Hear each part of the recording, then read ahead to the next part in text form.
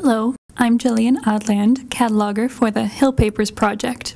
Most of the approximately 1,600 cubic feet of material in the Hill family collection are the letters, financial records, and other papers of James J. Hill, his family members, and their various business concerns. Among these historically valuable papers, there are numerous items, including objects and photographs, that are particularly unique, interesting, or beautiful, and we'd like to share some of these with you. A small number of three-dimensional objects came to the Historical Society along with the collection. Notable among these are personal items, like these two pairs of eyeglasses which belonged to Louis W. Hill. You can see Louis wearing these glasses in many of the photographs in his papers.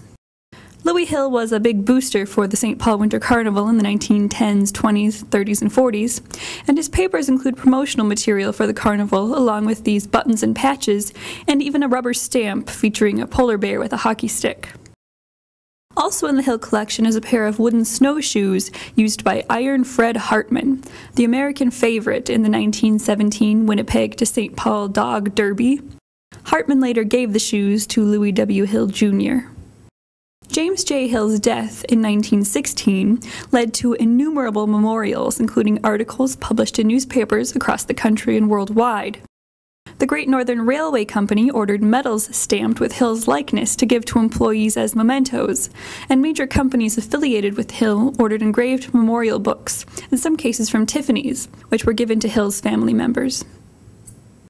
Another attractive Tiffany's item is this certificate commemorating the marriage of Louis W. Hill and Maud Van Cortlandt Taylor in 1901, signed by St. Paul Archbishop John Ireland. Other wedding-related items in the collection include these invitations to the weddings of Louis and Maud, and of Louis's sister Ruth to Anson Beard.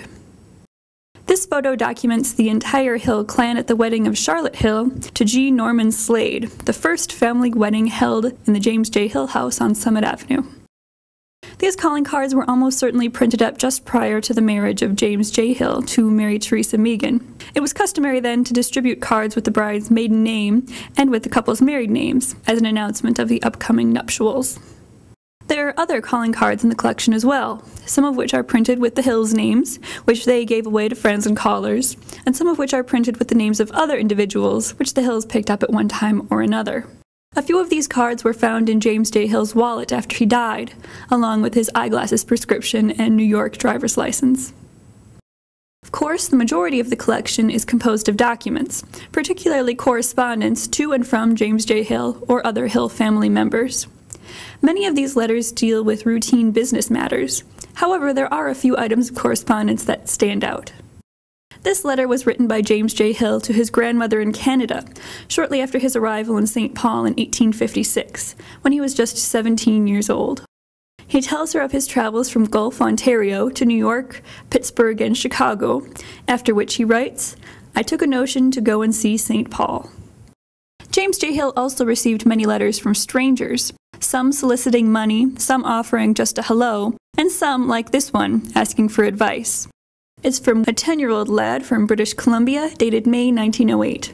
He tells Hill that, "Mother has often told me how you had made your money when you were young," and asks, "So would you tell me how to earn money so that I can help Mother and Dad when I grow up?"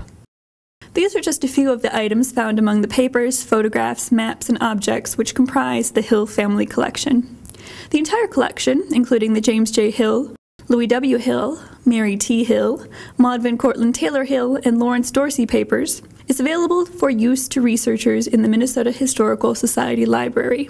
Come and have a look. Maybe you can find some unique pieces of your own.